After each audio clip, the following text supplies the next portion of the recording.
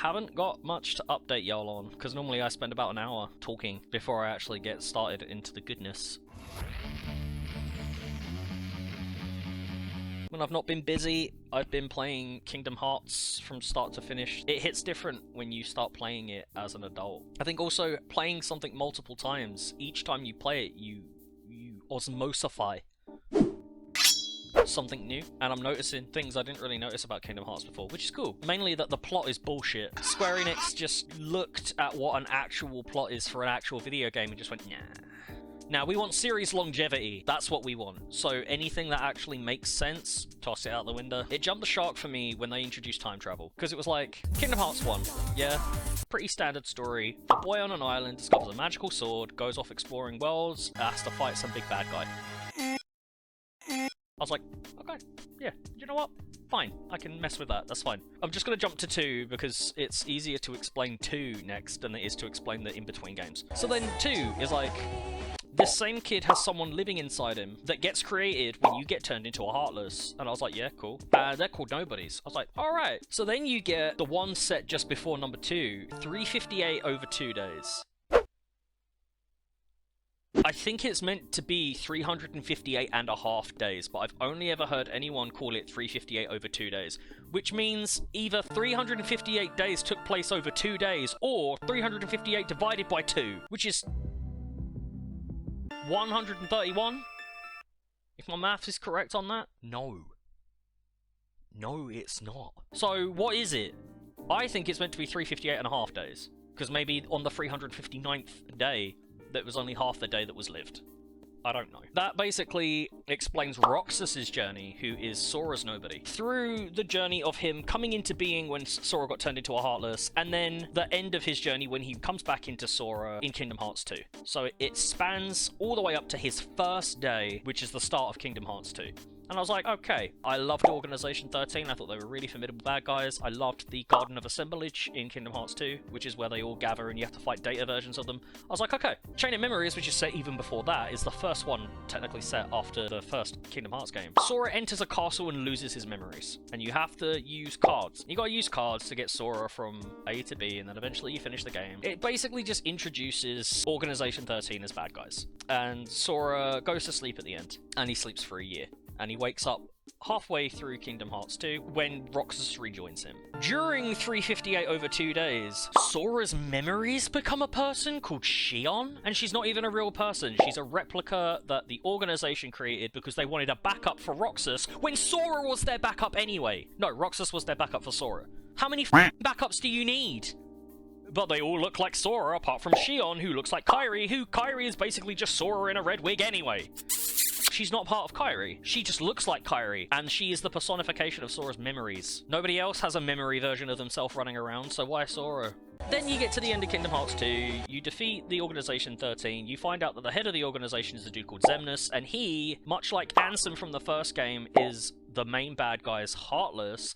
Xemnas is the main bad guy's Nobody, much like Sora had a Heartless and a Nobody, and that apparently happens to everyone when you get turned into a Heartless. And I was like, okay, that tracks. Then you find out who the main bad guy is. It's a dude called Xehanort, played by the unbelievably talented, but sadly no longer with us, Leonard Nimoy. And then, you play Birth by Sleep, which is a prequel to all of these games, where you play as a guy who looks exactly like Roxas. His name is Ventus, and you play as a tall dude with brown hair called Terra, and you play as a tall, blue-haired lady called Aqua. These are Keyblade Masters, training under Master Ericus, who's played by Mark Hamill, being threatened by Master Xehanort, because they don't know he's a bad guy at this point, and him and Ericus were best friends. They had been since they grew up. Then he comes back and poaches one of his students, trying to turn him into the dark side, then takes over his body at the end of the game. All the while, Ventus, when he first arrives in this place in Birth by Sleep, has no pupils in his eyes because he has no heart. All the darkness had been ripped from him and turned into this character called Vanitas, who for some reason looks like Sora, because the moment the darkness was ripped from Ventus, his heart went and found Sora. Sora put up a prayer to the heavens and was like, yo, if anyone needs me, I'm your boy, I'm right here. And then Vanitas, just at that moment, got split in two, Ventus's heart then travels and finds Sora and lives inside Sora's heart, which is why Roxas looks like Ventus and why Vanitas looks like Sora. Terra and Ventus and Aqua each visit Destiny Islands where the kids live at some point in their journey. Terra visits the Destiny Islands, he meets Riku and Sora, and he's like, do you know what, Riku? There's something about you. And he bequeaths him the Keyblade to inherit one day, and he's like, if you have the making from the simple act of taking, then one day you'll be in Keyblade wielder. The Keyblade wasn't even promised to Sora in the first place, it was promised to Riku, but it jumped Riku and went straight to Sora when the Destiny Islands were being pulled apart in the first game.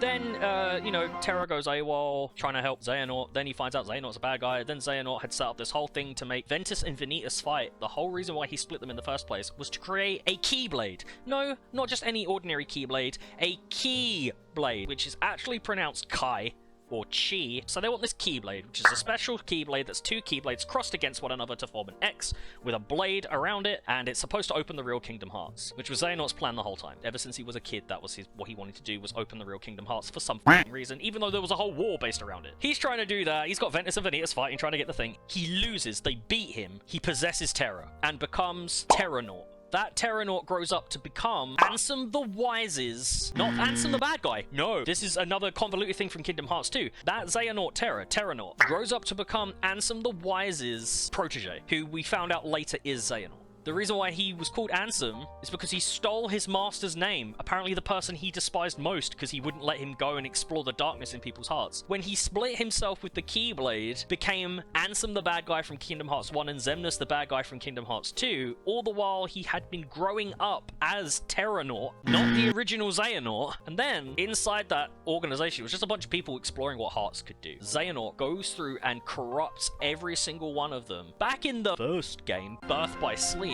Aqua, she's kind of a bitch to Terra, because Terra's got darkness living in him, and she's like, no, you must only have goodness. I am a goody two-shoes, and I know nothing about the real world. In the end, Ventus beats Vanitas, but then he goes to sleep. That's why it's called Birth by Sleep. So she takes him to a safe place, which is the throne room of their now destroyed home that Xehanort took over after he killed his best friend, Master Ericus. Turns out that castle, once she puts a spell on it to hide Ventus, is the castle where Sora loses his memory in Chain of Memories. After she leaves him there, she goes to find Terra, but then she finds he is Terranort. A big fight ensues. She wins the battle once Terra kind of becomes awake and tries like holding Xehanort back. Terra starts sinking into darkness after Aqua's essentially just beat the shit out of him. And then as he's sinking into the darkness, she grabs her Keyblade armor around him, sets it to sail off to the realm of light, where when he gets back out again, he's just Terranort, and she goes and spends 10 years in the Dark Realm. After all this has happened, you've got Kingdom Hearts Recoded. I don't know the plot point for Kingdom Hearts Recoded, because it is essentially now in the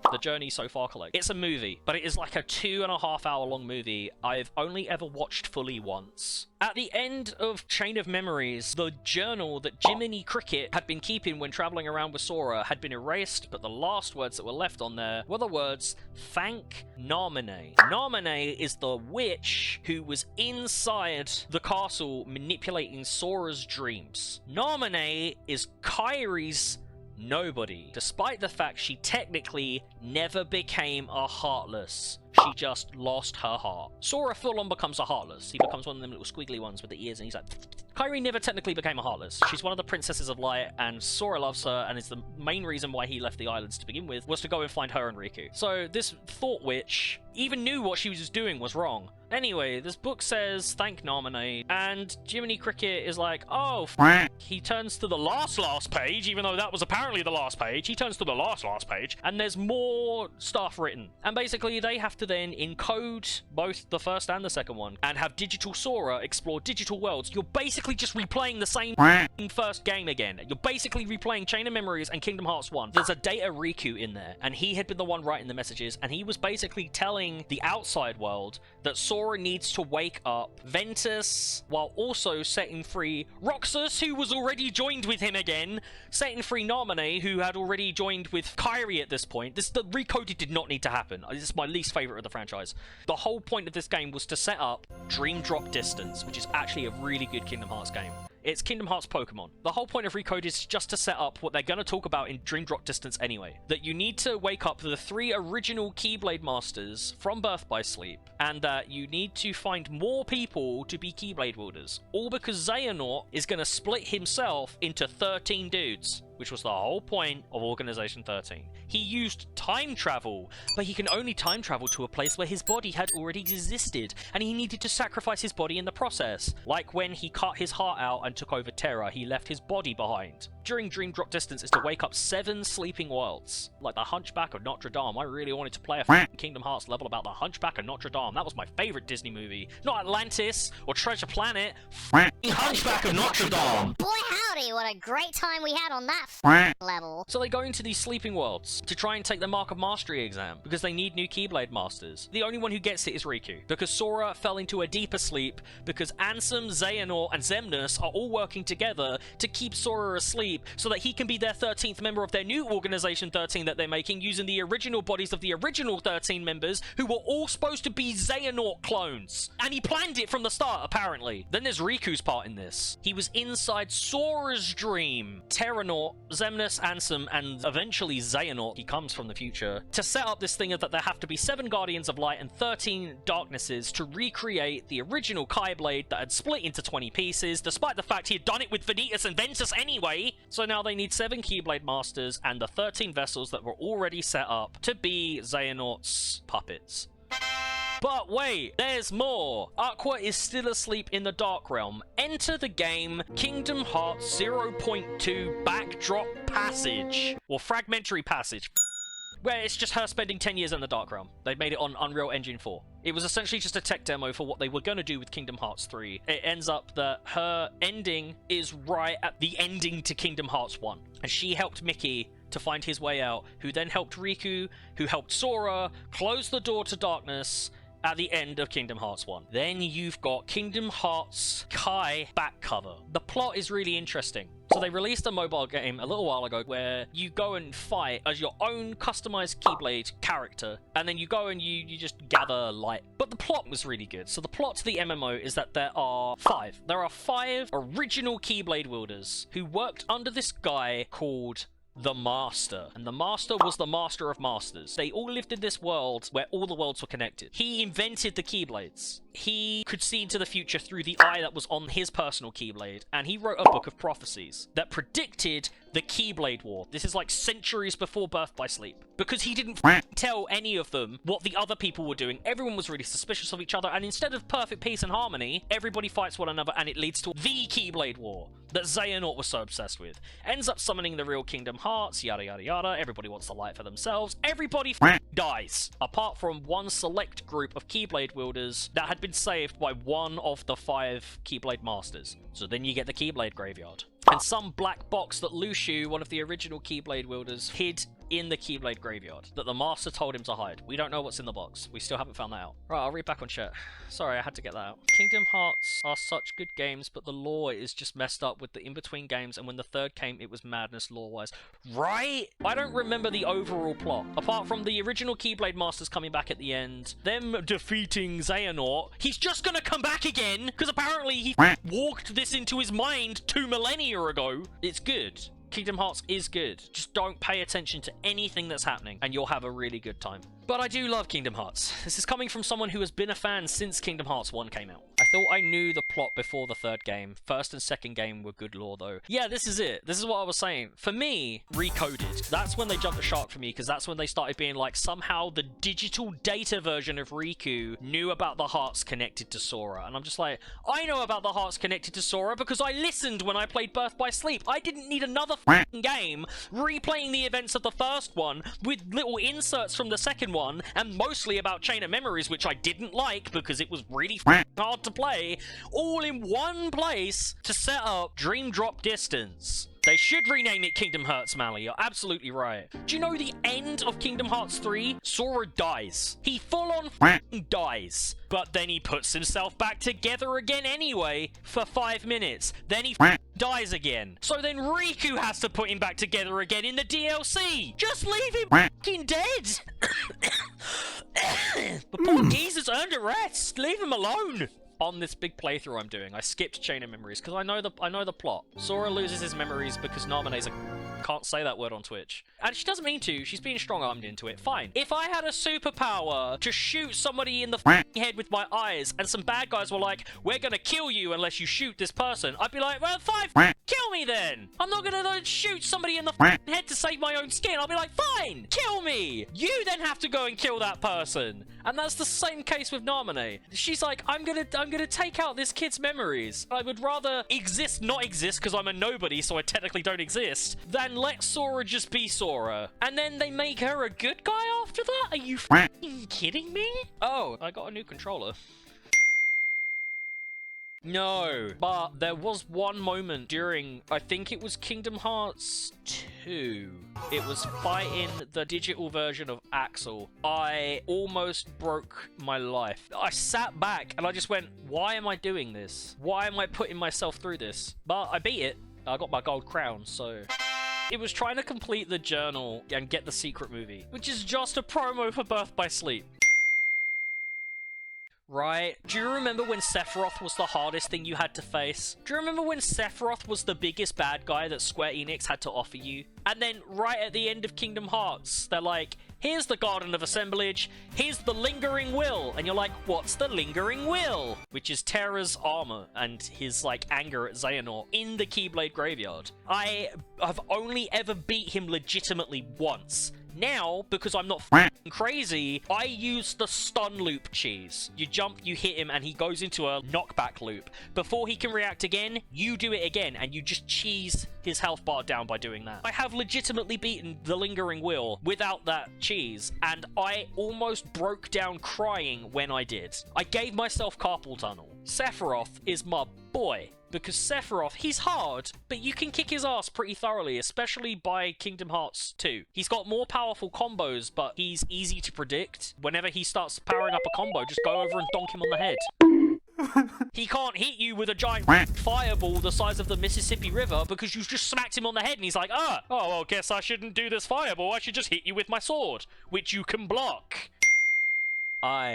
This was how my sister discovered the Ultima Keyblade, because she had fought her hardest to defeat Sephiroth. Number 1, I think she discovered this. She was like level 45, it was really difficult for her. And I remember, she was Googling. She found a website that said, Sephiroth is a lot easier to beat with the Ultima Keyblade. And she's like, what the f*** is the Ultima Keyblade? We ended up printing off about 10 pages of explanation on how to acquire the Ultima Keyblade just to beat Sephiroth. It took forever. And we were just watching her for weeks on end gather the materials to complete the synthesize list, get all the stuff that you need to get the Orichalcum. And then in number 3, it's so easy. I swear in number 3, all you've got to do is complete the synth list and that's it. In Kingdom Hearts 2, it's like you get the recipe for it really early, but it's what you have to do to get the items you need for it. One of them is beating the Hades Cup.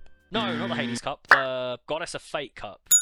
Don't get me started on the Hades Cup in Kingdom Hearts 2, man. In Kingdom Hearts 2, that's the one where Tifa shows up. She is stronger than Cloud, and she's just using her fists. And then they give you, you know, Leon and Yuffie, classic pairing, and then they, you know, Cloud and Leon together. You take out the strongest one first, who is actually Leon. But then the finale is fighting Tifa Lockhart, Yuffie, whatever her surname is, Leon, and Cloud. All together. I could have thrown my controller across the room. Yeah, essentially. Apart from my bow and my axe, it's my fists and my Buster Sword that's got mummy tape wrapped around it. Leon himself could have taken out Sephiroth. Cloud was just, oh, my darkness. Oh, my darkness. Yeah, just get Leon in there with his gunblade. 6 shots and Sephiroth's dead. Guarantee. Tifa could just walk in there and one-punch him. She literally does in the Kingdom Hearts 2. She gives a haymaker to Sephiroth, and I'm like, it out. She literally just walks up to him and is like, boff! And he's just like, swish with his sword to try and hit her, and she jumps halfway across the planet to get away from it. I'm like, whoa! You're so glad you washed your shorts. Why did you shit yourself? Because it's so warm. Oh, that makes more sense. It's like, are you just in the chat being like, I shat myself. Glad I got fresh trousers. I mean, some people do that. I mean, if you're like that confident, just be like, I shat myself. No biggie. Got fresh trousers on. It's all Gucci. Fair enough. I have not ever shat in a bucket. I hope that answers that question. Have you ever shat in a pillowcase? Have you ever shat in a small Costa cup? You don't know my babyhood. I could have pooped in many things. You don't know. I could have pooped in a shoe. I could have pooped on some glue. I could have pooped to me and you. Pardon. Kingdom Hearts is like a whole thing that I hate to love it and I love to hate it. But it is also like, the second someone tells me the Kingdom Hearts games are shit, I'm like, you shut your whore mouth. They're amazing. My chair is broken.